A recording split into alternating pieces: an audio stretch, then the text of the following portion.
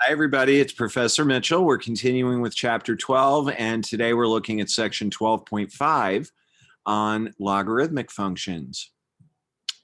So remember from the last section that if we graph an exponential function where the base is greater than 1, we get an increasing function as shown below. Now, I don't think I ever told you the definition of an increasing function. We do that in pre-calc. It means exactly what you might guess it means. As you go from left to right, the graph only goes up. And what increasing functions have in common is that they're all one-to-one, which means that this function has an inverse. And remember from earlier in this chapter, when you're given the graph of a one-to-one function, the way that you graph its inverse is to reflect it across the line y equals x. And so the graph of the inverse of this function is going to look like the one you see here in this dark red color. And that inverse function is referred to as a logarithmic function. So here's the definition of a logarithmic function. If b is greater than 0 and b does not equal 1, remember those are the same requirements for the base of an exponential function, then y equals log base b of x means that x equals b to the power y. So if you focus on this x equals b to the power y, think of that as we started with y equals b to the x, and then we switch the x and the y. Remember that that's the step that really creates an inverse function. And so that helps you understand why this is the inverse of the logarithmic function. This function is defined for every x greater than 0 and every real number y. Again, if you look at the equation x equals b to the y, remember we said in the last section that the exponent in this equation can be any real number, but the power itself, think of it as the answer, the number x, is only going to be positive. All right, so when you put it into this form, it means that the domain of your logarithmic function is only positive numbers, but your range is all real numbers.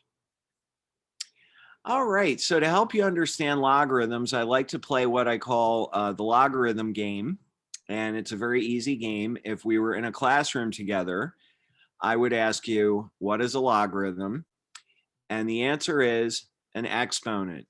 All right, let's try it once. What is a logarithm? I hear you yelling, an exponent. And that's exactly how you play. All right, and believe it or not, that's practically half the struggle with logarithms, is just remembering that a logarithm represents an exponent. All right, so we're going to take each of these equations and write them as an exponential equation. This, by the way, is very, very, very important to understanding this whole chapter. If you can just get down going from exponential form to logarithmic form, and from logarithmic form to exponential form, that will work you out of that will get you out of a lot of jams that you might find yourself in later in this chapter. All right, so we start with log base 4 of 16 equals 2. So the way that I like to talk you through this is to say, first of all, what is the base? The base is 4. And then what is a logarithm? A logarithm is an exponent. This logarithm equals 2, and therefore the exponent is 2. So once we figure out that the base is 4 and the exponent is 2, it seems pretty clear that this exponential equation is going to have to be 4 squared equals 16. Okay. All right, so now let's try letter B. What is the base? The base is 8. What is a logarithm? A logarithm is an exponent, and this logarithm is -1. So we have the base is 8, the exponent is -1. The exponential equation must be 8 to the negative 1 equals 1/8. All right, and then finally, we have log base 3 of the square root of 3 equals 1/2. The base is 3. What is a logarithm? A logarithm is an exponent. This logarithm equals 1/2. So the exponent has to be 1/2. The base is 3. The exponent is 1/2.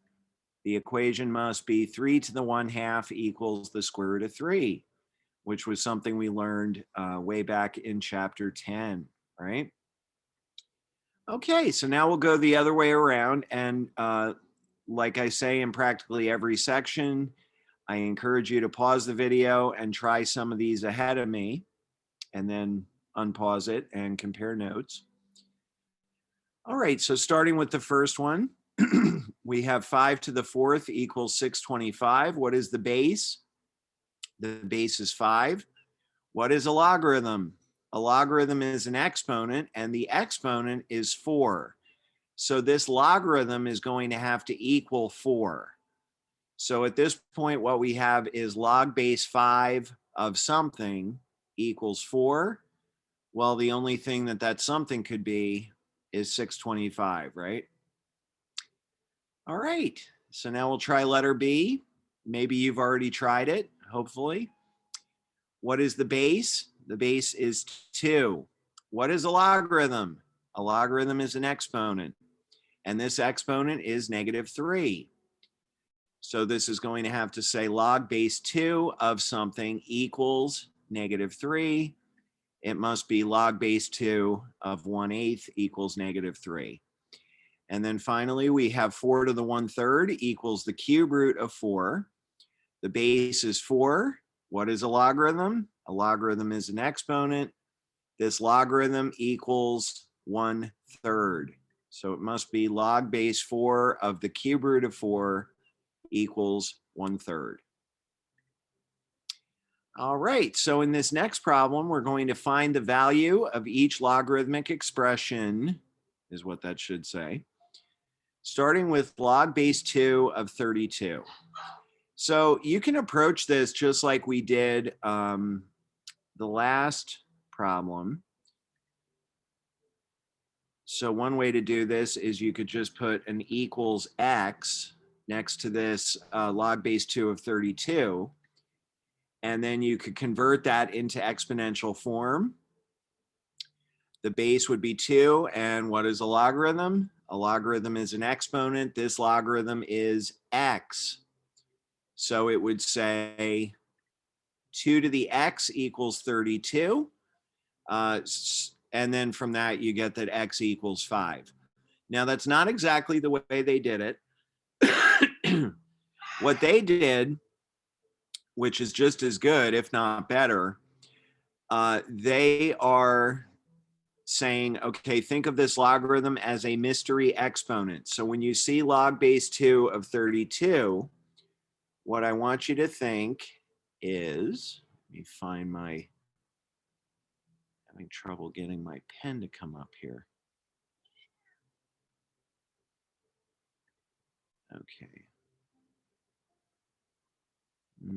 This is not working. Okay, let's try that one more time. Okay, now I think it'll work. So they want you to think of this as 2 to the power what equals 32. And from that, hopefully you can figure out that that mystery missing exponent is a 5. All right, so next we have log base 5 of 1/25. So now the question is 5 to what power equals 1/25? So I remember doing something kind of similar to this, excuse me, in the last section.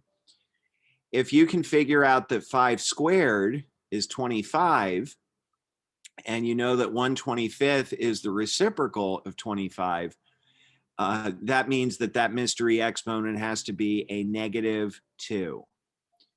All right, so log base 5 of 1/25 has to be negative 2 because 5 to the power negative 2 is 1/25. And then finally, I think this one might be maybe a little trickier. We have log base 4 of 2. So let me get my pen out again. So this is asking 4 to what power equals 2. And for this, I think I'd like to put an x there. Okay. So in the last section, we talked about solving equations like this. The way you solve an equation like that is to write both of those numbers so they have the same base. So in this case, that base would be 2. So if I rewrite that 4 as 2 squared, and then I keep my x out here, and then of course 2, you can think of that as 2 to the first. The equation that you get out of that is 2x equals 1, which means that x equals 1/2. I don't know, I get the feeling that most people are not going to think right off the top of their head that the mystery exponent you raise 4 to get 2 is 1/2. 4 to the 1/2 equals 2.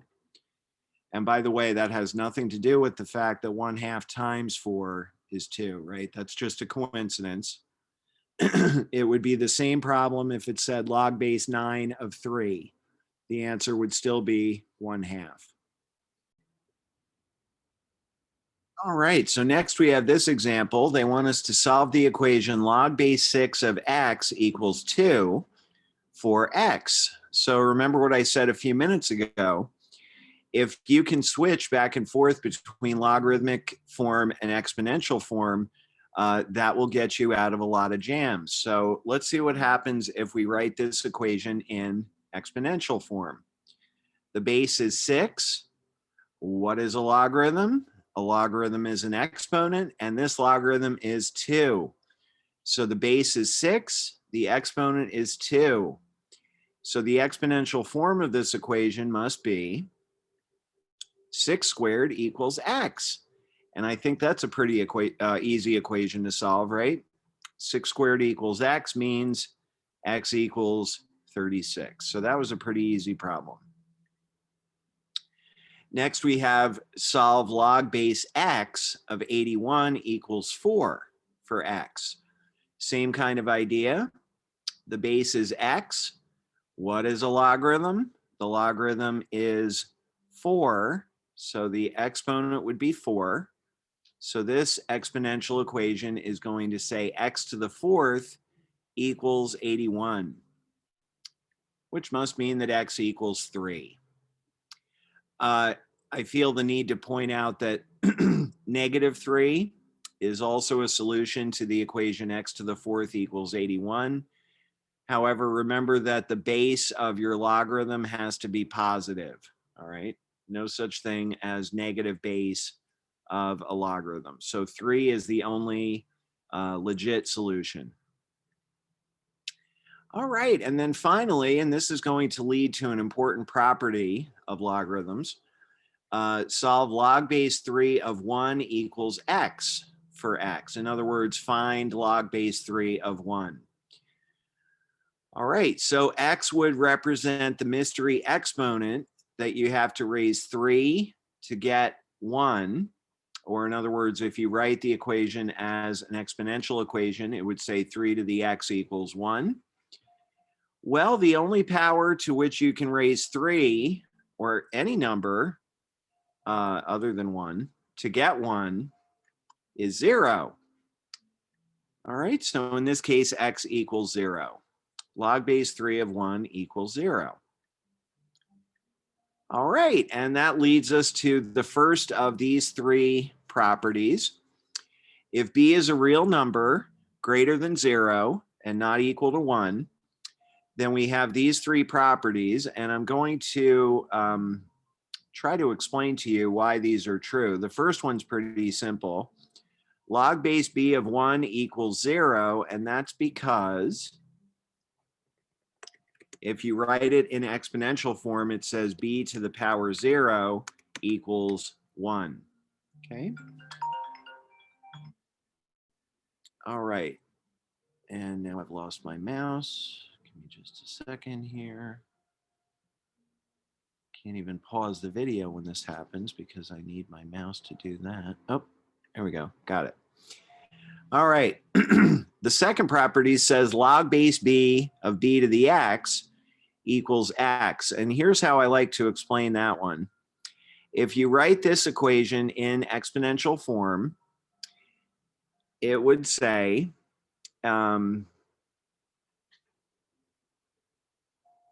b to the power mystery number equals b to the x. All right, pretend for a second, and now I got to find my mouse again. There it is. So pretend for a second that this, thing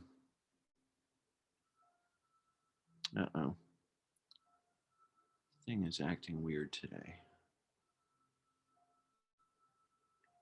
Okay, let's try this one more time. Here we go. Pretend this x isn't here and it just asked us what is log base b of b to the x. Okay, so pretend we don't know. They haven't told us. All right, I know you can see that, but pretend you can't. All right, well, so b to what power equals b to the x? Well, gee, I guess the answer is x, huh? All right. So that's how I explain that one. And then the last one, b to the power log base b of x equals x. Remember, I was telling you earlier that a logarithm represents a mystery exponent. So when I ask you, for example, what is log base 5 of 25? The answer is 2, because that's the exponent to which you have to raise 5 to get 25. So if we write something like this, b to the power blank equals x, well, sort of by the very definition of log base b of x, that is exactly what would go in that blank. Okay. All right, so you know me, I don't like to just tell you stuff. I like to, you know, kind of convince you that it's true. You know, don't just take my word for it. All right, so now we'll look at a couple of examples. Let me make sure, there we go. Okay, so first example, simplify log base 4 of 4 to the 6th.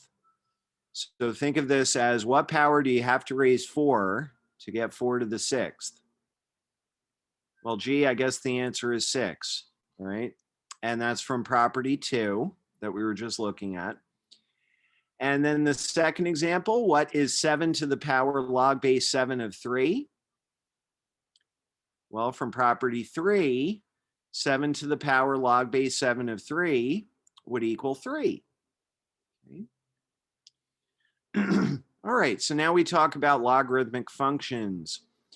If x is a positive real number, b is a constant positive real number, not equal to 1, then a logarithmic function can be defined by f of x equals log base b of x. And as we mentioned earlier, the domain of this function is the set of positive real numbers, and the range of f is the set of all real numbers. To graph a logarithmic function, we first write the equation in exponential form, then we find ordered pairs that satisfy the equation and plot their corresponding points. So in the first example, we'll graph y equals log base 2 of x. So first we'll write it in exponential form, which would be 2 to the y equals x. And then, so this is a little backwards from what we usually do. Usually we pick x values and plug those into the equation. This time we're going to pick y values and then find the x values that go with those. All right, so for y values, we could choose, first one could be 2. So this comes out to 4 because 2 to the power 2 equals 4. Then you could choose 1 for y. 2 to the first equals 2. So we get an x value of 2. If y equals 0, then x is 2 to the 0, which is 1, etc., etc.